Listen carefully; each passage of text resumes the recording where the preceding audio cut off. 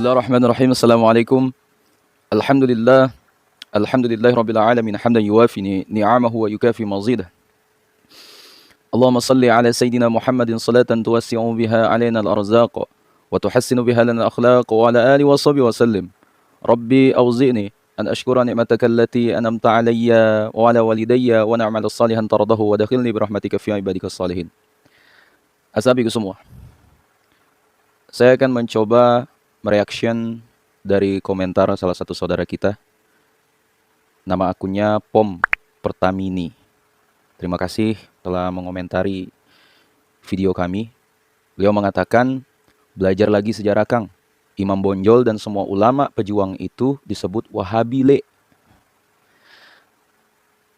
Ashabiku semua, tidaklah mencengangkan bila ada yang meyakini Imam Bonjol dan pendukung gerakan Padri terpapar aliran Wahabi.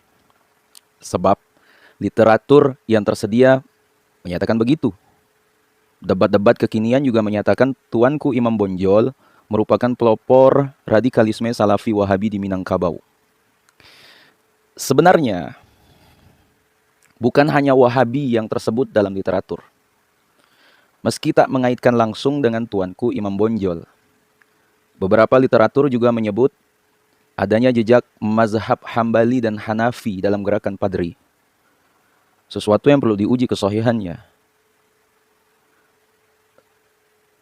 Saudaraku yang kemuliakan, daripada bertengkar mengenai pendapat tersebut, lebih baik kita memeriksanya dengan membandingkan gerakan Padri di Minangkabau dengan gerakan Wahabi di Mekah. Kadar Wahabi Hambali, ya, sumber lokal yang secara ugal-ugalan menyebut Padri sebagai gerakan mazhab Hambali adalah Mangaraja Onggang Parlidungan. Tahun 1964, ia menulis buku berjudul Pongkinang Ngolan, Sinambela, Gelar Tuan Kurau, Teror Agama Islam Mazhab Hambali di Tanah Batak, tahun 1816 sampai 1833. Yang akan dicatat di sini adalah mazhab Hambali. Pengikut Hambali mengklaim dirinya sebagai mazhab berhaluan, ya, manhaj salaf. Orang-orang salaf lebih memprioritaskan nas dan fatwa sahabat dalam menyelesaikan persoalan keagamaan. Jika dilihat fakta sosial sekitar agenda gerakan Padri, sama sekali tak mencerminkan persoalan perdebatan sumber hukum atau fatwa. Tetapi persoalan maraknya pelanggaran sosial di tengah masyarakat. Saudaraku, debat-debat tentang mazhab di Minangkabau justru terjadi setelah Padri. Ya, agak meragukan bila ada penganut mazhab Hambali dalam pasukan Padri yang besar itu. Apalagi menyebut teror, mengatasnamakan teror mazhab Hambali yang penganutnya sama sekali diragukan keberadaannya di Minangkabau. Saudaraku yang kemuliakan, mazhab Hambali bukanlah mazhab yang populer di dunia Islam. Menurut Al-Imam As-Suyuti dalam kitabnya Husnil Muhadarah fi Tarikh Misr wal Qahirah, itu mazhab Hambali baru tersebar keluar Irak sejak abad ke-4 Hijriah. Ketenaran dan perkembangan mazhab Hambali mulai memudar sejak abad ke-7 Hijriah. Jarang ditemui orang penganut mazhab ini setelah abad tersebut. Kata Imam Ibn Khaldun, ya, di dalam kitabnya Muqaddimah, ya, mazhab ini tidak berkembang karena meminimalisir penggunaan akal dan lebih memprioritaskan riwayat hadis-hadis Nabi dalam menyelesaikan persoalan keagamaan. Karena begitu ketat dan rigid ajarannya, mazhab ini tak banyak pengikutnya. Sampai di sini, ya, MO Parlidungan itu bermasalah dalam penetapan aspek temporal kehadiran mazhab Hambali di Minangkabau. Bisa disebut hanya Arab Saudi setelah revolusi Wahabi saja yang menjadikan mazhab Hambali ini sebagai mazhab resmi negara. Hanafi atau Sanusi, MO Parlidungan menunjukkan adanya peran Haji Miskin, Haji Piobang, dan Haji Sumanik dalam revolusi Wahabi. ketiga haji asal Minangkabau ia sebut sebagai ex tentara Jenisari Turki Utsmani.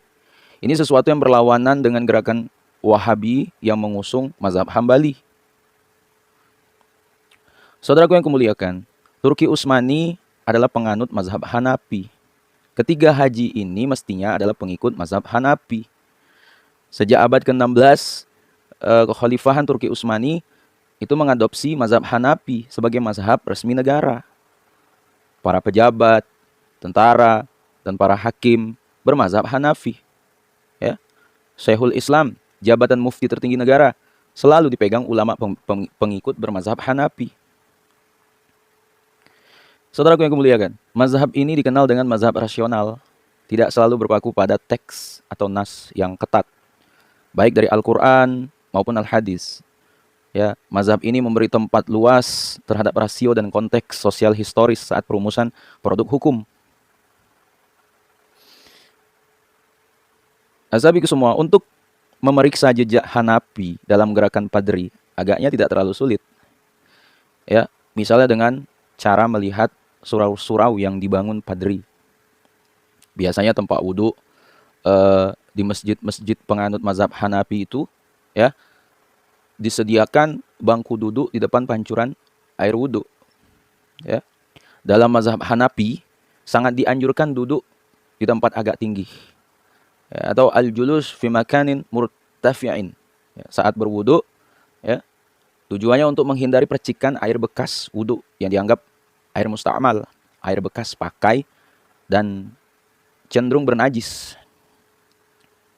Azabiku semua, justru yang sulit itu mencari surau-surau atau masjid-masjid Minangkabau peninggalan Padri yang mengikuti model masjid pengikut Hanafi, ya.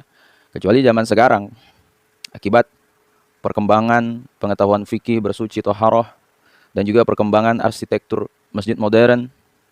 Ya. Asabiku semua, pendapat berbeda muncul dari R.S. O'Fahey. Itu 1987 dalam bukunya Enigmatic Saint, Ahmad bin Idris and the Idrisi Tradition, yang menyatakan bahwa 3 orang haji asal Minangkabau itu adalah pengikut Ali ibnu Sanusi, pendiri Thariqah Sanusiyah yang terpusat di Afrika Utara. Ya. Salah satu jejak Sanusiyah yang dapat dilihat kasat mata adalah pakaian putih-putih. Itu sebagai ciri khas mereka. Kaum Padri pun menggunakan pakaian putih-putih, sehingga mereka digelari juga dengan kaum putih.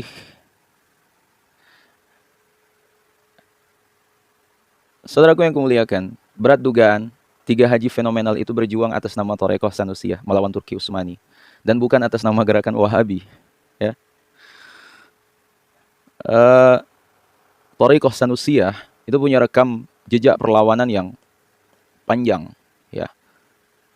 Selepas menyebut 3 haji dan Padri, ya, jejak perlawanan Thariqah ini juga dapat dilihat dari perjuangan Omar Mokhtar. Itu 1858 sampai 1931, seorang pengikut Thariqah Sanusiyah yang digelari Singa Padang Pasir, The Lion of Desert.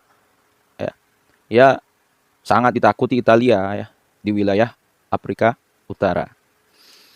Nah, asabiku semua, apa mazhab Tuanku Imam Bonjol? Tuanku Imam Bonjol dilahirkan di Bonjol, Kabupaten Pasaman, Sumatera Barat tahun 1772. Beliau adalah salah seorang anak kampung. Kata Jeffrey Hadler dalam bukunya Sengketa Tiada Putus, Matriarkat Reformisme Islam dan Kolonialisme di Minangkabau, selain belajar dari ayahnya, Khotib Bayanuddin, beliau juga belajar dari surau ke surau. Belajar dari guru menurut spesialisasi mereka. Kemudian beliau bergabung dengan surau ayahnya sebagai seorang guru. Pada tahun 1792, beliau bersama Datua Bandaro itu berguru kepada Tuanku Nantuo di Koto Tuo, Ampe Angke Agam. Ya. Tuanku Nantuo itu menganut aliran Thariqah Naksabandiyah. Thariqah ini dianggap lebih dekat dengan aliran Ahlus Sunnah wal Jamaah, Sunni. Azabiku semua, selain belajar ilmu agama, ia juga mempelajari keahlian pandai besi dan silat. Ya. Azyumardi Azra dalam bukunya Surau, ya, Pendidikan Islam Tradisional dan Transisi dan Modernisasi, itu menulis, ya, murid-murid Tuanku Nantuo juga tersebut sebagai pesilat yang tangguh. Kata Azra, pelajaran silat merupakan bagian dari mata pelajaran terpenting yang diajarkan di surau Minangkabau. Tuh. Asabiku semua, berdasarkan riwayat pendidikannya tersebut, ya, diduga kuat. Tuanku Imam Bonjol adalah penganut mazhab Syafi'i dan pengamal Thariqah Naksabandi. Bukti lainnya, beliau mendapat semangat perjuangan dari sahabat dekat dalam Thariqah Maulana Syekh Ibrahim Al-Khalidi. Ya, kumpulan tokoh Thariqah Naksabandiyah Al-Khalidiyah yang juga ditakuti Belanda saat itu. Azabiku semua, setelah kalian menonton uraian dari penjelasan saya ini, sulit meyakini bahwa Tuanku Imam Bonjol dan kaum Padri adalah pengikut kaum Wahabi. Ya, apalagi harus mencari hubungan langsung antara kedua gerakan itu. Informasi tentang konflik mazhab dalam gerakan Padri pun tak tercatat. Ya. Maka, ya, asabiku semua sudah pas bila Tuanku Imam Bonjol ditempatkan sebagai pahlawan. Ya. Tokoh pergerakan perjuangan melawan penjajah Belanda. Bukan sebagai tokoh pelopor Salafi Wahabi. Ya. Terakhir asabiku semua, sejarah mencatat, ya, Imam Bonjol, pahlawan nasional, pengusir penjajah dari tanah Minang. Ada saja yang bilang beliau itu Wahabi. Haji Agus Salim, pendiri bangsa, tokoh dan pahlawan nasional, dibilang Wahabi. Kiai Haji Ahmad Dahlan, pendiri Muhammadiyah dan pahlawan nasional, dibilang Salafi Wahabi. Syekh Ahmad Hasan, pendiri Persis dan pahlawan nasional, disebut Wahabi. Syekh Ahmad Syurkati, pendiri Al-Irsyad dan pahlawan nasional, dibilang Wahabi. Buya Hamka pun, ulama karismatik Nusantara, juga disebut Wahabi. Buya Nasir, pendiri Masyumi, tokoh dan pahlawan nasional, pernah menjabat Perdana Menteri di Indonesia, juga disebut Wahabi. Saudaraku yang kemuliakan, dari kalangan sebelah, mereka lah para tokoh pendiri bangsa, pemberi kontribusi dan perjuangan demi tegaknya negara kita Indonesia. Ya, bagaimanapun pendapat kalian tentang mereka, tuduhan kalian terhadap mereka, dan dengan yakinnya kalian sebut mereka itu juga Wahabi, mereka itu pengikut Salafi Wahabi, kami sebagai Ahlus Sunnah wal Jamaah tetap mengatakan mereka adalah pahlawan nasional yang jelas-jelas pelopor pembelanya terhadap NKRI dari jajahan Belanda dan Jepang. Bukan sebagai tokoh pelopor penyebar paham Salafi Wahabi. Demikian penjelasan dari saya. Semoga bermanfaat. Lebih kurang saya mohon maaf. Wallahu a'lam. Assalamualaikum warahmatullahi wabarakatuh.